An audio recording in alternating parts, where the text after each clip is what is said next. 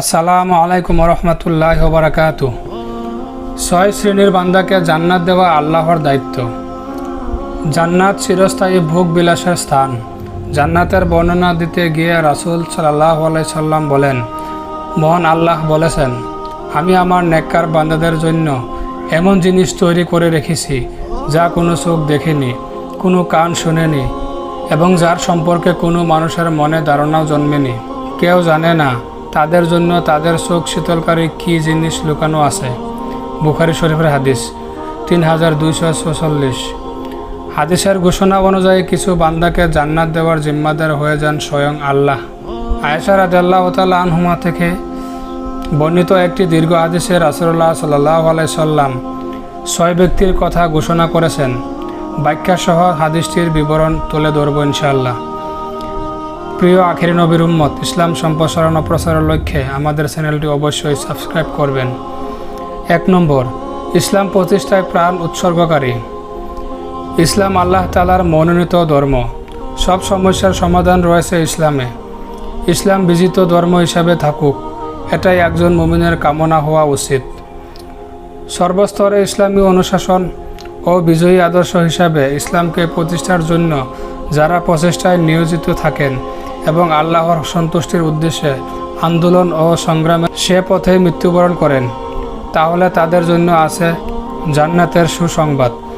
ইরশাদ হয়েছে, যে ব্যক্তি দ্বীন প্রতিষ্ঠার জন্য বের হয়, সে যদি এ অবস্থায় মারা যায় তবে তাকে জান্নাতে প্রবেশ করানো আল্লাহ তাআলার দায়িত্ব। দাফন, কাফন ও জানাজায় অংশগ্রহণকারী। মৃত ব্যক্তির দাফনের আগ পর্যন্ত তার দৈহিক মর্যাদা নিশ্চিত করা জীবিতদের কর্তব্য। মৃতকে গোসল করানো ও জানাজার নামাজ পড়ার স্বতন্ত্র ফজিলত রয়েছে।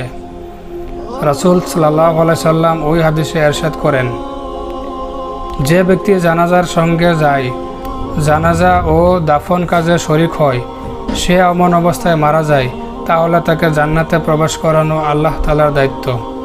3 নম্বর, রোগীর সেবাকারী। ইসলাম রোগীর সেবা অনেক বড় ইবাদত। ওই হাদিসে রাসূলুল্লাহ সাল্লাল্লাহু আলাইহি সাল্লাম আরও ইরশাদ করেছেন, যে ব্যক্তি রোগীর সেবায় নিয়োজিত হয়, সে যদি এ অবস্থায় মারা যায় তবে তাকে জান্নাতে প্রবেশ করানো আল্লাহ তাআলার দায়িত্ব।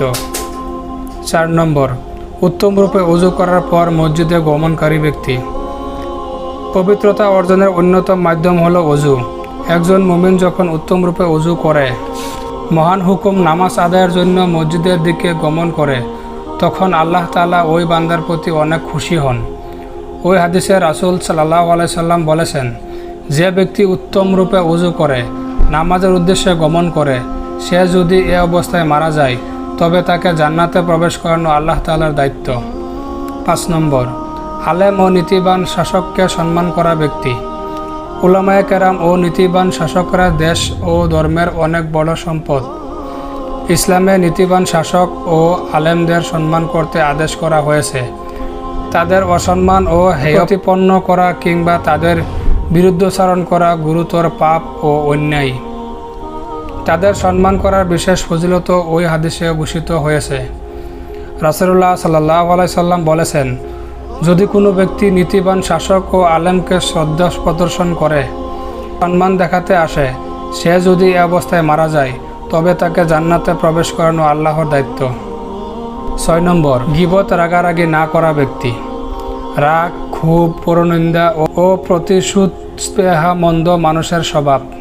এ ধরনের পাপ থেকে সীমিত চলাফেরা আর পরিমিত কথাবার্তা অনেকটাই বিরত রাখে। তাই প্রয়োজন ছাড়া বাইরে না থেকে ঘরে অবস্থান করাই উত্তম। এ ধরনের মন্দ আচরণ থেকে যারা বিরত থাকবে তাদের ব্যাপারে ওই হাদিসে জান্নাতের ঘোষণা দেওয়া হয়েছে। ইরশাদ হয়েছে, যে ব্যক্তি তার ঘরে অবস্থান করে, কোনো মুসলিমের গীবত করে না, তার সঙ্গে রাগ করে না অথবা তার কাছ থেকে প্রতিশোধ গ্রহণ করে না, সে যদি এ অবস্থায় মারা যায় তবে তাকে জান্নাতে প্রবেশ করানো আল্লাহর দায়িত্ব। সিলসিলা সহিহ হাদিস 3384। আল্লাহ তাআলা আমাদের সবাইকে জান্নাতে যাবার সব পথ ও পন্থা অবলম্বন করার তৌফিক দান করুন। আমিন।